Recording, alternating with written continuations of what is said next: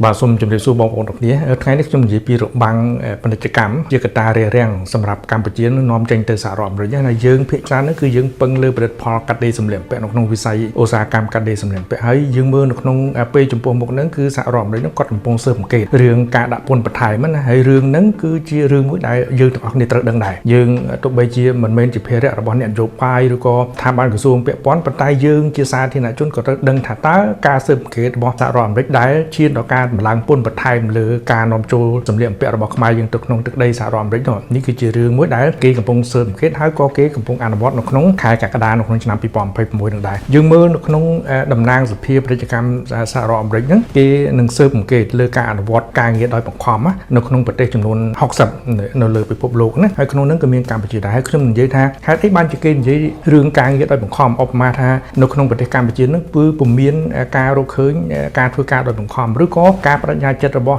ប្រទេសកម្ពុជានៅក្នុងវិស័យឧស្សាហកម្មកាត់ដេរសម្លៀកបំពាក់នោះគឺគ្មានការងារដោយមានការដាក់ទោសទណ្ឌឬក៏ការបង្ខំឲ្យធ្វើការទេនេះគឺជារឿងមួយដែលយើងមានការបដិញ្ញាចិត្តហើយយើងធ្វើបានល្អប៉ុន្តែបញ្ហាវាអាចពាក់ព័ន្ធទៅនឹងរឿងផ្សេងដែលយើងទាំងអស់គ្នាត្រូវដឹងហេតុអីបានជាសហរដ្ឋអាមេរិកមានការស៊ើបអង្កេតរបៀបនេះដែលខ្ញុំនឹងបង្ហាញជារបាយការណ៍ជាក់លាក់មួយដើម្បីឲ្យបងប្អូននឹងយកទៅពិចារណាយើងមើលនៅក្នុងស្ថានភាពប្រទេសកម្ពុជានោះគឺសំខាន់ណាស់បើសិនជាសហរដ្ឋអាមេរិកគាត់តម្លើងពន្ធបន្ថែមខ្ញុំនិយាយថាតម្លើងពន្ធបន្ថែមវិធានការរបស់សហរដ្ឋអាមេរិកគឺតម្លើងពន្ធបន្ថែមវាប៉ះព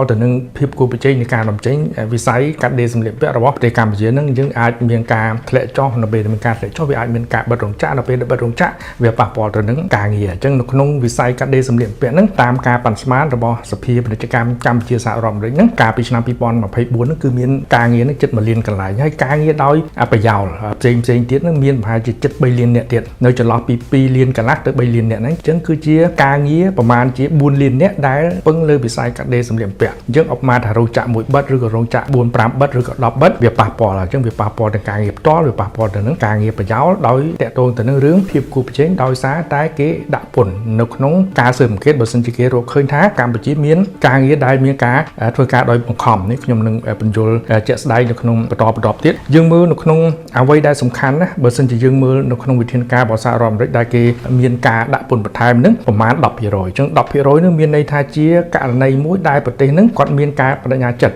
ប៉ុន្តែគាត់អនុវត្តអត់បានពេញលេញទេអញ្ចឹងបន្តិចទៀតខ្ញុំនិយាយ 10% នឹងថាវាមានន័យមិននៅក្នុងចុងវីដេអូណាបើសិនជាយើងមានការជាប់ពាក់ព័ន្ធអញ្ចឹងនេះគឺជាករណីមួយដែលយើងមានកិច្ចព្រមព្រៀងអនុលោមទៅតាមសហរដ្ឋអាមេរិកប៉ុន្តែយើងធ្វើអត់បានពេញលេញប៉ុន្តែបើសិនជាយើងអត់មានទេនៅក្នុងបណ្ដាសហគ្រាសឬក៏រោងចក្រនៅក្នុងប្រទេសនានានឹងគាត់អត់មានវិធានការក្នុងការស៊ើបអង្កេតឬក៏ការអនុវត្តនីតិវិធីដើម្បីទប់ស្កាត់ការងារដោយបង្ខំនោះទេប្រឈមទៅនឹងអត្រាពន្ធ 12.5% បន្ថែមហ្នឹងគឺជារឿងមួយដែលយើងត្រូវដឹងហើយយើងសួរថាតើរយៈកាលកន្លងមកហ្នឹងអត្រាពន្ធដែលសហរដ្ឋអាមេរិកហ្នឹងគេយកពីវិស័យកាត់ដេរសម្លៀកបំពាក់របស់យើងហ្នឹងប្រមាណនេះគឺជារឿងមួយដែលយើងត្រូវដឹងហើយបើសិនជាគេរកឃើញមានការស៊ើបអង្កេតថាយើងមានជាប់ពាក់ព័ន្ធទៅនឹងការកេងប្រវ័ញ្ចកម្លាំងពលកម្មបន្ថែមពន្ធទៀតនេះគឺជារឿងមួយដែលយើងត្រូវដឹងយើងមើលនៅក្នុងរបាយការណ៍របស់សភាពាណិជ្ជកម្មកម្ពុជាសហរដ្ឋអាមេរិកហ្នឹងវាមានតាមផ្នែកសំខាន់ណាបងប្អូនអាចមើលនៅក្នុងតួលេខនេះជាក់ស្ដែងអញ្ចឹងអត្រាពន្ធធម្មតាអញ្ចឹងអត្រាពន្ធធម្មតាដែលសហរដ្ឋអាមេរិកគេយកយើងហ្នឹងកាលពីឆ្នាំ2025ហ្នឹងបើសិនជាយើងមើលតាក់ទងទៅនឹងសម្ភារៈធ្វើដំណើរគេយកពន្ធ 4% ចំនួន 4% អញ្ចឹងវិស័យសម្លៀកបំពាក់អញ្ចឹងវិស័យសម្លៀកបំពាក់ដូចជាគេយកពន្ធយើងចន្លោះពី8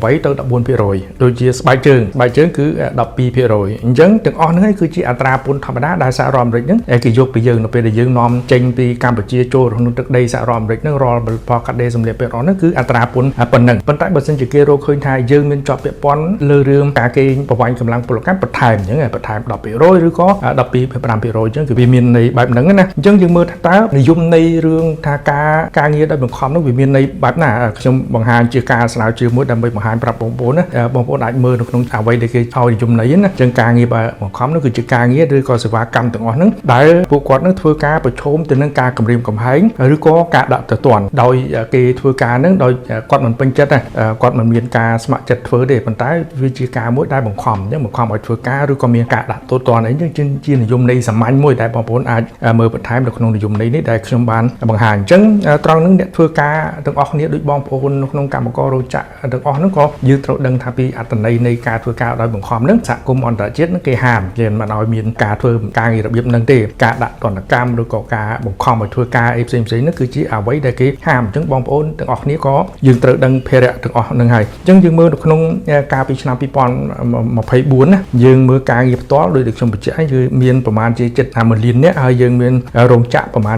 1555រោងចក្រកាលពីឆ្នាំ2024អញ្ចឹងបើសិនជារោងចក្រណាមួយប្រឈមទៅនឹងរឿងពាក់ព័ន្ធទៅនឹងការងារដោយបង្ខំហ្នឹងគឺប្រឈមទៅនឹងអត្រាពន្ធអញ្ចឹងប្រឈមនឹងអត្រាពន្ធរោងចក្រហ្នឹងអាចនឹងនាំចេញអត់បានឬក៏នាំចេញហ្នឹងមានតម្លៃមួយថ្លៃកាលណាថ្លៃគឺបាត់បង់ភាពគួរប្រជែងបាត់បង់ភាពគួរប្រជែងគឺគាត់លក់ដាច់កាលណាលក់ដាច់រោងចក្រគាត់បិទអញ្ចឹងបិទគឺប៉ះពាល់ទៅនឹងការងាររបស់បងប្អូនកម្មកររោងចក្រនៅក្នុងប្រទេសកម្ពុជានោះគឺក្នុងន័យបែបហ្នឹងអញ្ចឹងសហរដ្ឋអាមេរិកគេចោះស្រាវជ្រាវទៅគេដឹងហើយគេមានការស៊ើបអង្កេតណាប៉ុន្តែអ្វីដែលកម្ពុជាបារម្ភនោះគឺជារឿងដែលតាក់ទងទៅនឹងវិធានដែលយើងនាំចូលគេហៅថាសម្ភារៈឬក៏ raw material ពីប្រទេសចិនដោយសារតែយើងមើលនៅក្នុងតំណាងសភាពាណិជ្ជកម្មអាមេរិកនេះគេបានរកឃើញថាអាស៊ានហើយនិងប្រទេសចិននេះគឺជាដៃគូពាណិជ្ជកម្មនៅក្នុងការផ្គត់ផ្គង់ខ្សែចង្វាក់ទំនិញនៅរវាងចិននិងតំបន់អាស៊ានហើយគេរកឃើញថានៅក្នុងតំបន់ស៊ីនជាងនេះគឺជាកន្លែងមួយដែលមានប្រឈមទៅនឹងការកេងប្រវ័ញ្ចកម្លាំងពលកម្មនឹងច្រើនធ្ងន់ធ្ងរអញ្ចឹងបើសិនជាខ្សែចង្វាក់ផលិតកម្មឬក៏ការផ្គត់ផ្គង់នឹងកម្ពុជាមានជាប់ពាក់ព័ន្ធទៅនឹងរឿងការទិញសម្ភារៈឬក៏ការទិញវត្ថុធាតុដើមនឹងពីតំបន់ឬខេត្តស៊ីនជាងនឹងចូលក្នុងទឹកដីប្រទេសកម្ពុជាហើយយើងកែច្នៃហើយនាំចេញទៅកាន់សហរដ្ឋអាមេរិកនឹងរឿងនោះគឺជារឿងមួយដែលយើងត្រូវប្រយ័ត្នប្រយែងនឹងប្រឈមទៅនឹងអត្រាពន្ធដោយខ្ញុំនិយាយថាកម្ពុជាស្អាតស្អំទេប៉ុន្តែយើងប្រឈមទៅនឹងការយកសម្ភារៈផ្សេងពីប្រទេសចិនប្រទេសចិនដើម្បីកែច្នៃហើយនាំចេញទៅវិញនេះគឺជាបញ្ហាមួយដែលយើងត្រូវត្រួតពិនិត្យយើងមើលនៅក្នុងតំបន់ស៊ីនជាងជាតំបន់មួយដែលបង្កើតតម្លៃពាណិជ្ជកម្មនោះគឺមានតម្លៃ 74.4000 លានដុល្លារសហរដ្ឋអាមេរិករវាងប្រទេសទាំងអស់ជាពិសេសនៅប្រទេសដែលមានកិច្ចសហប្រតិបត្តិការរវាងគម្រោងខ្សែក្រវ៉ាត់ខាងផ្លូវរបស់ចិនយើងហៅថា BRI ណាហើយគេរកឃើញថាបើសិនជាយោងតាមរបាយការណ៍របស់ UN ហ្នឹងគឺនៅក្នុងចន្លោះឆ្នាំ2021ដល់ក្នុងឆ្នាំ2025ហ្នឹងគឺមានការគេហៅថាការផ្ទេរកម្លាំងពលកម្មដែលគេសន្និដ្ឋានថាជាកម្លាំងពលកម្មដែលធ្វើការដោយបង្ខំឬក៏ការដាក់ទណ្ឌអីផ្សេងៗហ្នឹងគឺមានចំនួន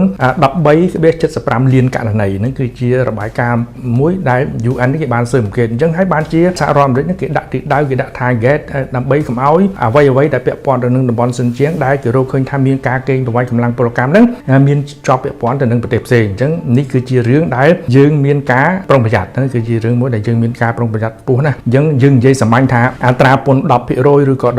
ហ្នឹងបើសិនជាប្រទេសកម្ពុជាយើងសន្មតថាប្រទេសកម្ពុជាហ្នឹងគឺមានការបញ្ញាចិត្តខ្ពស់ហើយយើងអាចនាំចេញទៅកាន់សហរដ្ឋអាមេរិកហ្នឹងដោយមិនមានការជាប់ពាក់ព័ន្ធទៅនឹងការកេងប្រវ័ញ្ចកម្លាំងពលកម្មទេប៉ុន្តែអ្វីដែលយើងមានការប្រុងប្រយ័ត្ននោះដែលគេអាចដាក់ពន្ធបន្ថែមលើការនាំចេញរបស់ប្រទេសកម្ពុជាទៅកាន់ទឹកដីសហរដ្ឋអាមេរិកនោះគឺជាប់ពាក់ព័ន្ធទៅនឹងការទិញវត្ថុធាតុដើមពីតំបន់ឬក៏ខេត្តស៊ីនជាងនៅក្នុងប្រទេសចិនហ្នឹងដែលមានជាប់ពាក់ព័ន្ធទៅនឹងការកេងប្រវ័ញ្ចកម្លាំងពលកម្មនេះគឺជាអត្ថន័យណាដែលខ្ញុំចង់ឲ្យបងប្អូននឹងបានយល់អំពីតថភាពនៅក្នុងរឿងនៃការដំឡើងពន្ធរបស់សហរដ្ឋអាមេរិកបន្ថែមលើឧស្សាហកម្មកាត់ដេរសម្លៀកបំពាក់ហើយគេកំពុងស៊ើបអង្កេតប្រទេសចំនួន60ហើយក្នុងនោះក៏មានកម្ពុជាដែរបាទនេះគឺជាតួលេខមួយដែលខ្ញុំចង់បញ្យល់ជាចំណេះដឹងមូលដ្ឋានសម្រាប់បងប្អូននេះពិចារណាទេបាទសូមអរគុណច្រើន